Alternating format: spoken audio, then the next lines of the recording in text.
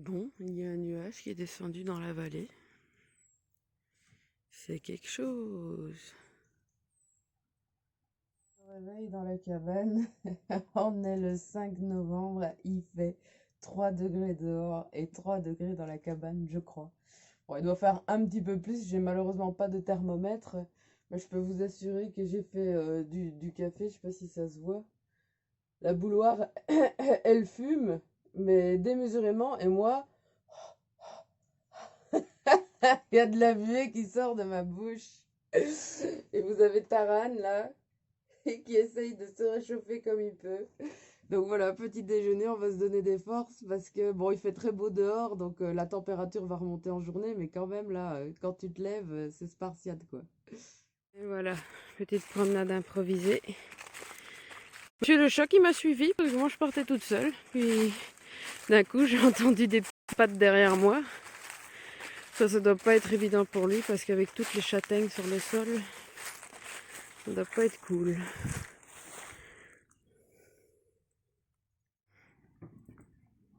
Bonjour Karma! Comment tu vas ma belle? Oh ma chérie! Mais qu'est-ce que tu fais là? Mais qu'est-ce que tu fais là? Pourquoi tu es sur ma terrasse? Parce qu'à la base tu broutais tout seul. Et là soudainement t'es ici. Alors Karma quand elle vient elle me quitte plus après. J'ai remis la chaussure que t'as dézinguée, hein. Je sais même pas comment t'as fait, t'es une chèvre volante parce qu'elle pend dans le vide. Comment t'as fait pour la buter? Hein? Et tu rentres pas, hein? Non, non, non, non, non, pas de chèvre. L'intérieur n'est pas fait pour les chèvres. Non. Tu es un petit peu grande. Non. Non, Karma. Non, non Karma. Arrête quoi? Quoi? Non, tu ne fermes pas cette porte. Si. Allez, tu rentres pas. C'est pas pour les chèvres. Non, ce n'est pas pour les chèvres. Regarde pas à l'intérieur, l'air de dire qu'est-ce que je pourrais saccager. Y a rien. Ah là là. Bon ben voilà. Les chèvres ont élu domicile sur ma terrasse. J'aime bien parce que elles broutent tranquillou là, tu sais. En mode peinard. Je suis protégée par une garde de chèvres. Et voilà, nous sommes le 8. Vous pouvez voir la mission du jour. Ce sera ramasser le crottin de la semaine. Du coup, j'ai mis mes super bobottes Décathlon que je pensais avoir acheté pour rien un moment. Et puis, bien voilà, on va s'occuper de tous ces petits canassons qui sont là. Il y en a des petits, il y en a des grands. Bonjour les canassons. Oh, vous êtes tous rentrés à l'écurie quasiment. Un chien, chien, chien, chien tout fou.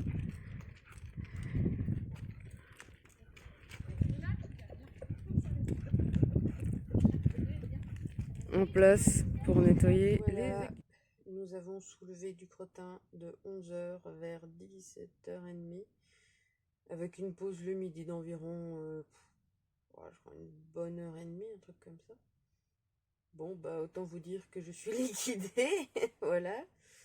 C'était la journée crottin aujourd'hui parce que j'ai aussi dû aller vider mes toilettes sèches. Et bah en fait c'est moins pire que ce que je pensais les toilettes sèches honnêtement. Je me suis dit ouais je vais revoir les odeurs. Enfin je pense à mon composteur. Quand je le vidais parfois, je le faisais pas assez rapidement les légumes et tout ça. Et j'avais de ces odeurs, des trucs de ouf. Et en fait là j'étais étonnée pour quand même ce que c'est. Ça sentait pas tant que ça. C'était pas si désagréable que ça. Bon. Voilà, le crottin, après c'est du crottin, quoi, c'est une habitude, hein, je veux dire, c'est pareil, faut pas... Moi j'ai quand même une chance, c'est que je ne suis pas sensible au niveau de l'odorat. Donc, vous me direz peut-être que n'importe qui d'autre qui aurait fait ça, ça aurait pas passé. Moi j'ai de la chance pour le coup, c'est que j'ai pas un odorat hyper développé. Donc en fait tu peux me mettre les mains dans la merde, y a pas de souci en général. Mais donc voilà, c'était bien physique, c'était vraiment une belle journée aujourd'hui. Il y avait des énergies pour se poser, pour vraiment méditer. J'ai l'impression que j'arrive enfin à rencontrer l'endroit parce que c'était pas évident au début parce que je sais pas, il y avait des énergies un peu spéciales qu'il fallait nettoyer. Voilà, et moi aussi des choses à aligner, j'ai envie de dire. Et bah, j'espère d'ailleurs que le développement personnel, ça va commencer à se terminer là, parce que j'ai des dossiers tout le temps en fait, mais qui me tombent. Mais c'est bon maintenant, j'en ai marre. Et j'aimerais vraiment ouais, plus profiter. Mais je suis contente d'avoir fait quelque chose de physique parce que ça t'oblige vraiment à plus être dans le mental. Et ben aussi entretenir le corps, c'est important parce que dans ce confinement, en fait, même ici dans la cabane, j'ai tendance à pas forcément faire grand-chose. Et comme il n'y a pas une grande surface, t'es pas non plus super, je vais dire, actif, quoi. Donc voilà, j'essaye de moins cuisiner parce que c'est un peu le souci, c'est que tu as tendance à cuisiner pour t'occuper en fait, parce que parfois tu t'emmerdes. Donc voilà, bon, c'était une bonne journée aujourd'hui, franchement. C'est le 9 novembre et je vous présente les gnocchis les plus pétés du monde parce que je n'avais pas les bonnes pommes de terre, ça collait partout. J'avais beau mettre de la farine, ça n'arrangeait rien. Donc voilà, ils ont cette allure très confinementesque où on fait les choses comme on peut avec ce qu'on a. Parce que clairement, en fait, je voulais juste liquider mes pommes de terre d'une manière originale. Donc j'espère que ça pourra donner des idées à certains. Et en plus, j'ai dû les mettre un à un dans l'eau comme des beignets. Voilà, la légende raconte qu'ils remontent à la surface lorsqu'ils sont cuits. Putain, vraiment. On dirait des beignets de foie complètement ratés. C'est triste. C'est tellement triste. Ça m'a tellement donné de boulot, de travail. Il est, il est 3 heures bientôt, j'ai toujours pas bouffé. Bon, moi j'ai commencé tard, hein. J'ai commencé vers 1 heure. Voilà, j'ai hâte de voir ce que ça va donner au final. La tristitude. Je vais l'air éclaté sur la vidéo, les gnocchis ont pris toute mon énergie. Bon alors, verdict, c'était pas mauvais, mais enfin, franchement, je crois que je l'ai mangé en 5 minutes et ça m'a demandé au moins 2 heures de préparation. Donc c'est clairement beaucoup trop de travail pour le temps que tu mets à le manger, quoi. Mais sinon, même si ça avait pas the apparence, c'était plutôt pas mal. Mais il faut vraiment l'assaisonner, quoi. Parce que si tu l'assaisonnes pas, ça sert à rien, quoi. Il y a quelqu'un qui a dit que t'étais un chat extraordinaire sur le groupe Facebook. Ouais, ouais, je sais. Ça te fait quoi que quelqu'un ait vu ta vraie valeur? Je ne sais pas, je veux bouffer là. Mais non, mais on ne te voit plus. Qu'est-ce qui se passe? Qu'est-ce qui se passe? Mais oui, mais... Mais...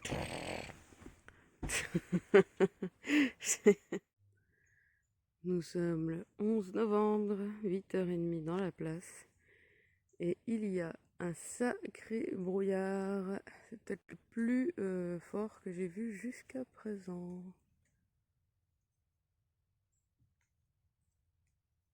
Un petit nounours! Un petit nounours sauvage! Tu apparais comme ça à l'image, tout le monde pensera que c'est fait exprès, tu serais un chat acteur, on dirait action. Et puis t'arriverais comme ça, en mode je vais tous. Je ne sais pas quoi. Ça va, petit chat? Ah ouais? Tu viens de nous faire une entrée triomphale, là. Tu prends ta place devant l'écran, moi je te le dis. Va gambader dans le brouillard. Je suis actuellement dans les toilettes sèches.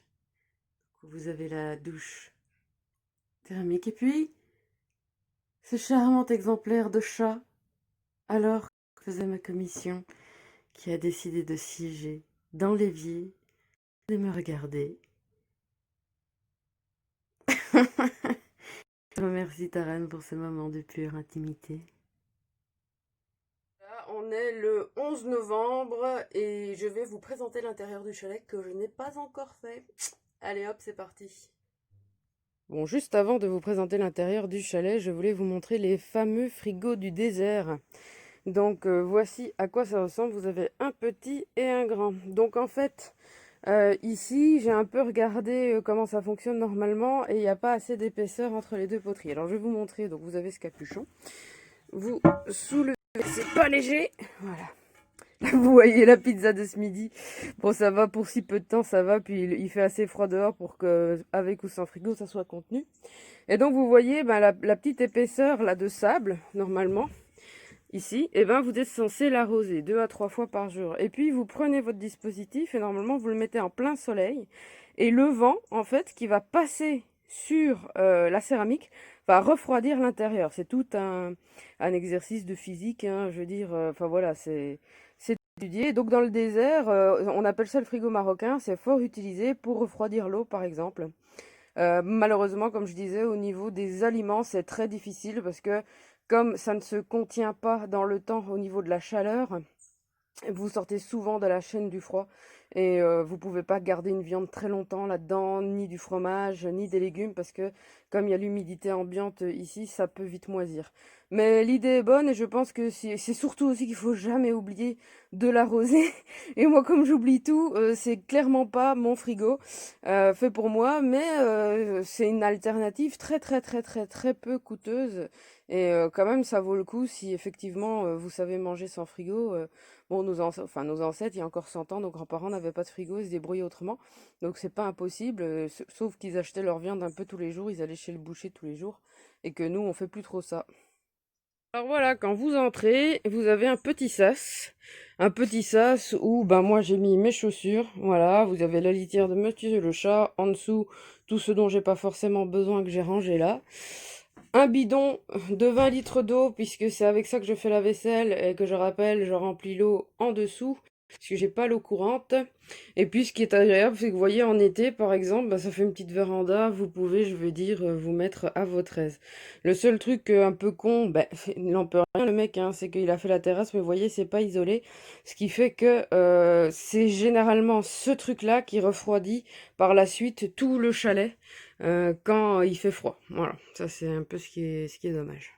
Ensuite, eh bien oui, vous avez eu un gros plan d'un coup. Nous voici, je vais dire, dans la pièce principale qui reprend le lit. Voilà, lit avec une belle vitre qui me permet le matin de me réveiller doucement avec le soleil. C'est toujours magnifique. Vous pouvez voir mes livres et au-dessus mes vêtements. Voilà, voilà. Et puis deux, trois bricoles, la pharmacie au cas où j'aurais besoin. Des boules d'huile, c'est toujours très important avec moi. Puis ce qui est cool, c'est que vous avez tout un jeu de prise qui me permet de charger mon téléphone, d'avoir l'interrupteur pas loin. Enfin, franchement, ça, c'est très très très bien pensé.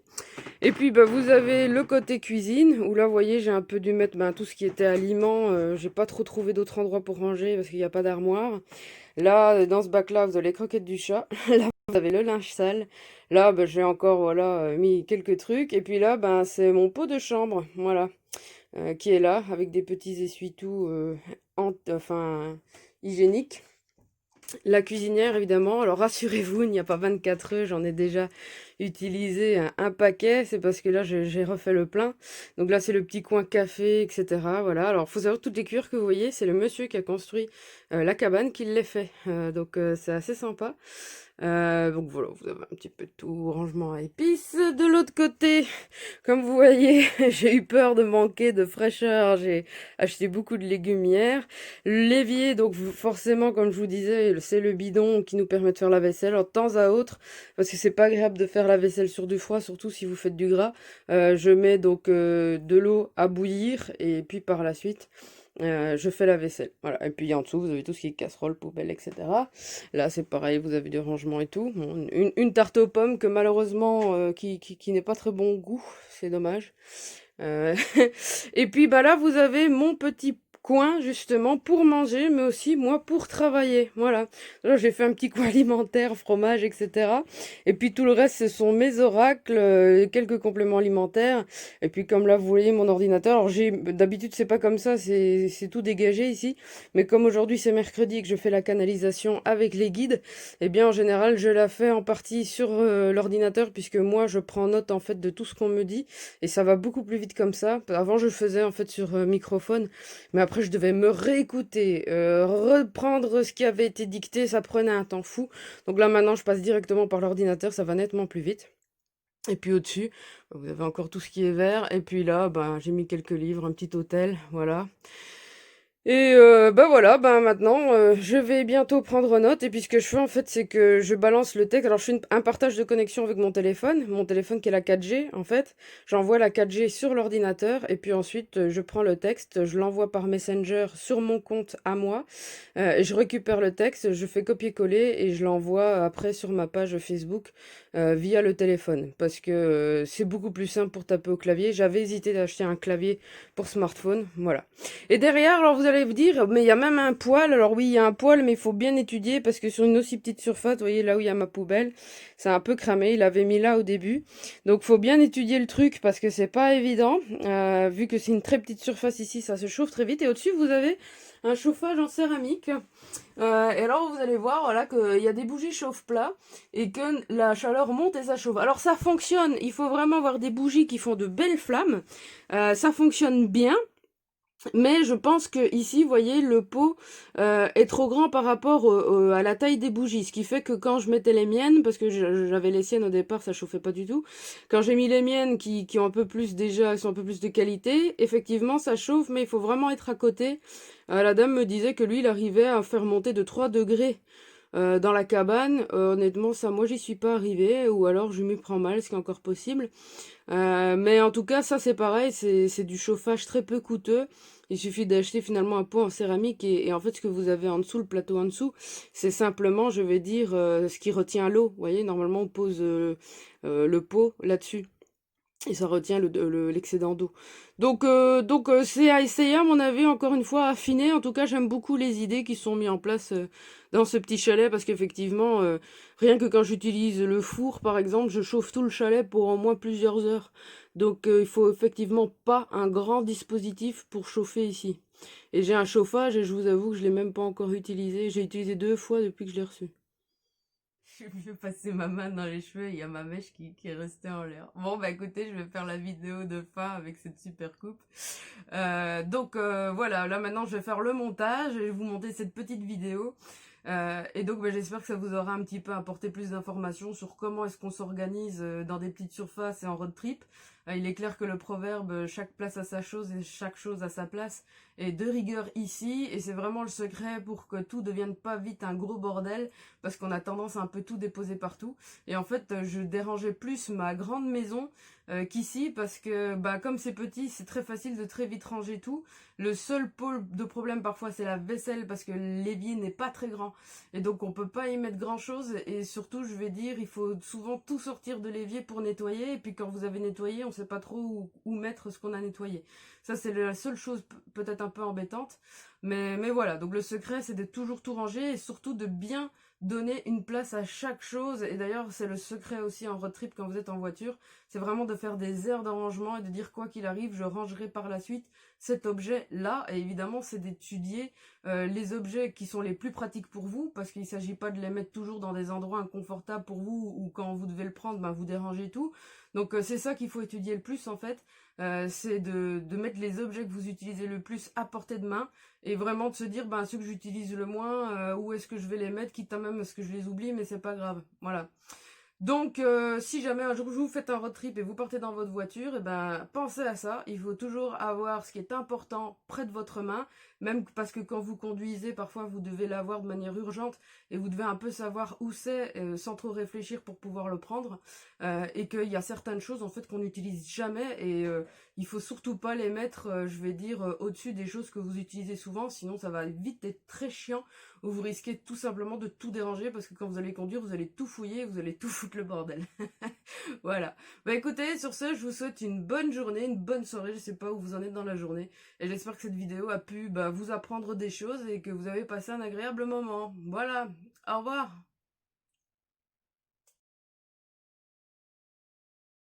Bon, j'ai relancé la vidéo, je ne sais pas, je ne devais pas normalement, c'est une erreur technique. Aujourd'hui on est le... on est le... Jamais.